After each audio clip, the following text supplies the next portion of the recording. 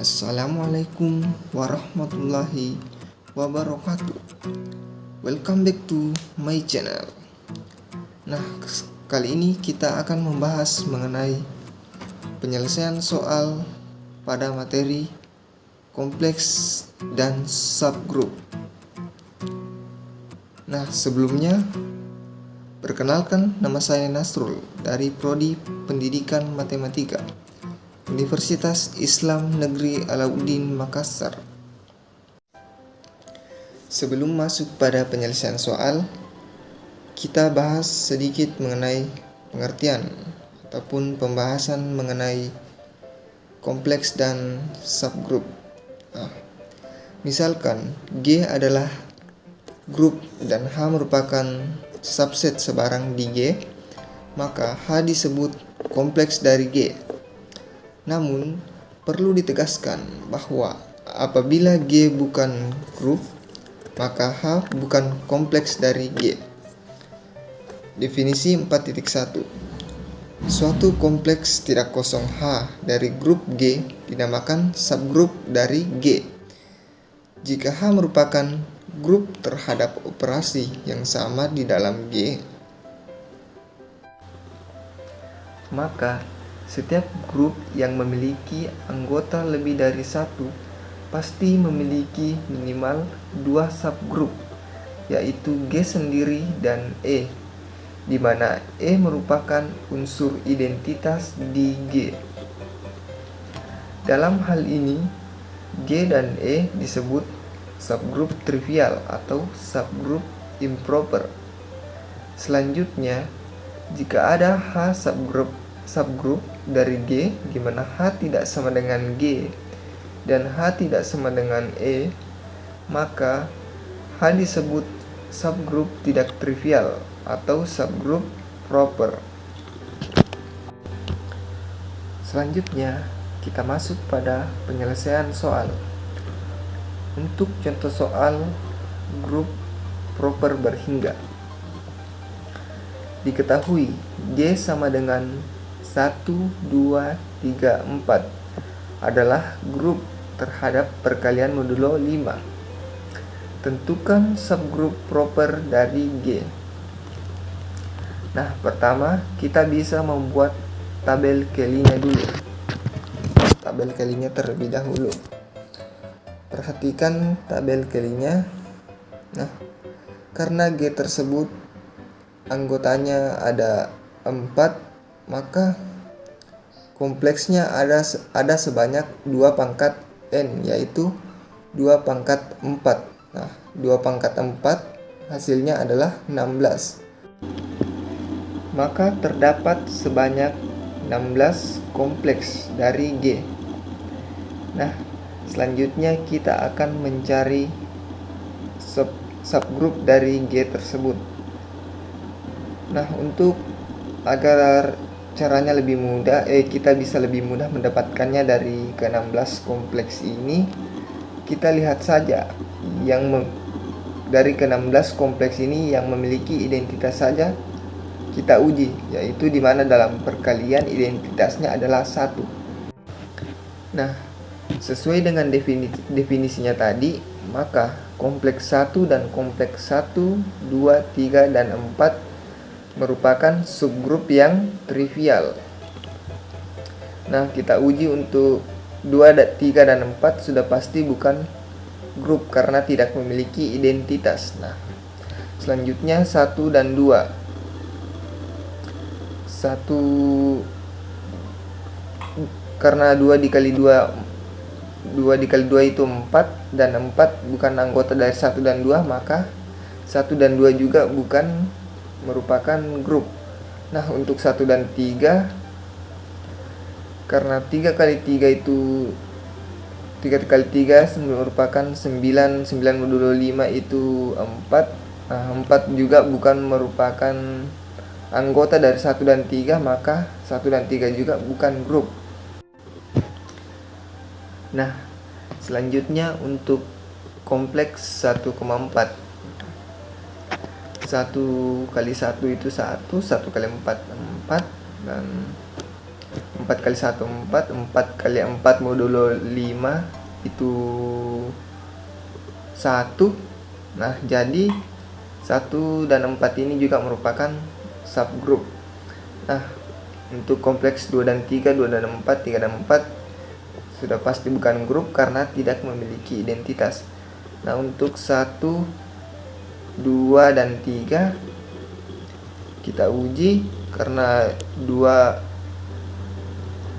kali 2 itu 4, maka dan 4 bukan merupakan anggota dari 1, 2 dan 3, maka bukan grup. Nah, untuk kompleks 1, 2 dan 4, nah karena 2 kali 4 modulo 5 itu 3 dan 3 bukan merupakan anggota dari 1, 2 dan 4. Jadi 1, 2 dan 4 bukan merupakan grup. Selanjutnya untuk kompleks 1, 3 dan 4. Karena 3 dikali 4 modulo 5 itu 2, jadi dan 2 bukan merupakan anggota dari 1, 3 dan 4, jadi bukan merupakan grup. Nah, untuk 2, 3 dan 4 sudah pasti bukan grup karena tidak memiliki identitas. Selanjutnya, jadi karena kita telah mendapatkan kompleks 1 sebagai H1, kompleks 1 dan 4 sebagai H2, kompleks 1, 2, 3 dan 4 sebagai H3 merupakan subgroup, di mana subgroup trivial dari G adalah 1 dan 1, 2, 3, 4. Nah, adapun kompleks 2, 3, 4, 1 dan 2, 1 dan 3, 2 dan 3, 2 dan 4, 3 dan 4, 1, 2 dan 3, 1, 2, 4, 1,3,4, 2, 3 dan 4 bukanlah suatu subgroup dari G karena tidak tertutup dan tidak memiliki unsur identitas. Jadi, subgroup proper dari G adalah 1 dan 4. Nah, selanjutnya kita akan membuktikan H2 sama dengan 1 dan 4 adalah grup terhadap perkalian modulo 5 agar H2 tersebut merupakan subgroup proper dari G. Nah, kita lihat tabel kelinya. Untuk sifat yang pertama, sifat tertutup. Untuk setiap A dan B elemen G berlaku A biner B elemen G. Ambil sebarang A dan B elemen H2. Berdasarkan tabel Kelly di atas yang di samping, maka H2 tertutup terhadap perkalian modulo 5. Untuk sifat yang kedua, sifat asosiatif. Untuk setiap A, B, C elemen G berlaku A biner B biner C sama dengan A biner B biner C. Ambil sebarang A, B, C elemen H2. Akan dibuktikan bahwa A terhadap perkalian modulo 5 B perkalian modulo 5 C sama dengan A perkalian modulo 5 B perkalian modulo 5 C.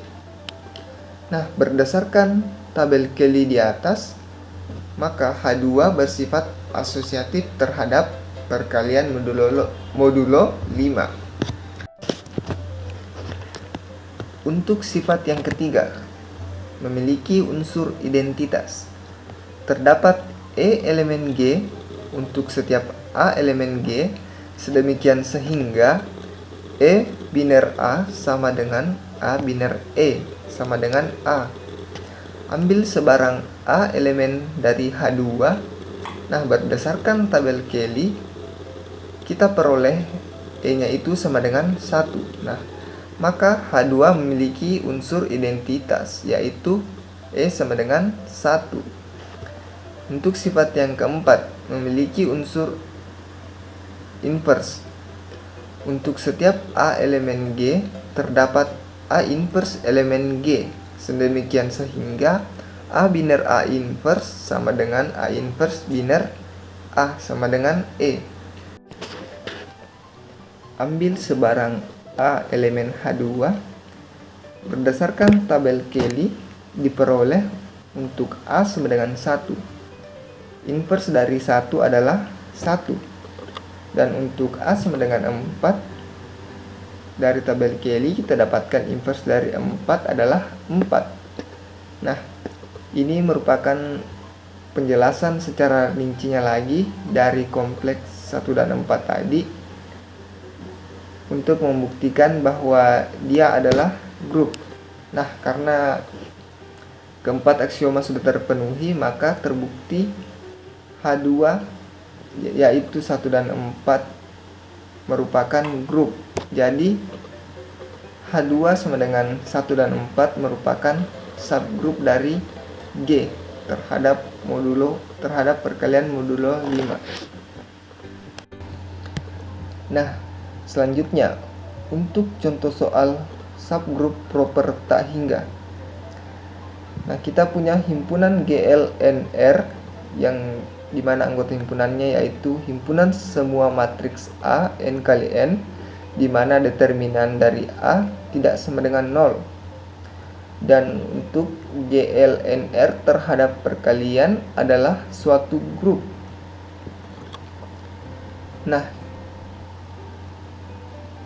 sekarang kita tinjau suatu himpunan bagian yang kita sebut dengan SLNR, yang anggota himpunannya sama dengan himpunan semua matriks A n kali n, di mana determinan dari A-nya itu sama dengan 1. Karena 1 tidak sama dengan 0, maka merupakan himpunan bagian atau subset dari GLNR. Nah, kita selesaikan soalnya. Nah, di sini kita menggunakan syarat atau teorema. Nah, bunyi teoremanya itu misalkan H kompleks tidak kosong dari grup G, H merupakan subgrup dari G jika dan hanya jika untuk setiap A elemen H, B elemen H menyebabkan AB inverse elemen H. Atau lebih simpelnya, untuk setiap A dan B elemen G, maka berlaku AB inverse elemen dari G. Nah, jadi kita ambil A dan B elemen SLNR. Nah, di sini kita akan menunjukkan AB inverse itu elemen dari SLNR. Nah, berarti kita harus menunjukkan determinannya itu sama dengan 1. Jadi langsung saja kita hitung determinan AB inverse itu sama dengan determinan A dikali determinan B inverse. Di mana determinan B inverse itu sama juga dengan 1 per det B. Jadi det A dikali 1 per det B. Nah, karena A dan B-nya itu elemen dari SLNR, maka determinan A-nya itu sama dengan 1. Begitu juga dengan determinan B-nya sama dengan 1. Jadi 1 dikali 1 per 1 itu sama dengan 1. Nah, karena terbukti determinan AB inverse itu sama dengan 1, berarti memenuhi syarat keanggotaan dari SLNR.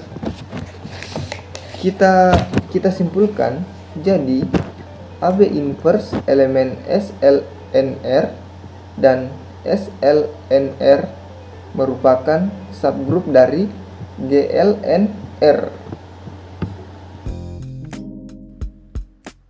Oke teman-teman, cukup sekianlah pembahasan kita mengenai penyelesaian soal kompleks dan subgrup. Kurang dan lebihnya mohon dimaafkan. Wassalamualaikum warahmatullahi wabarakatuh.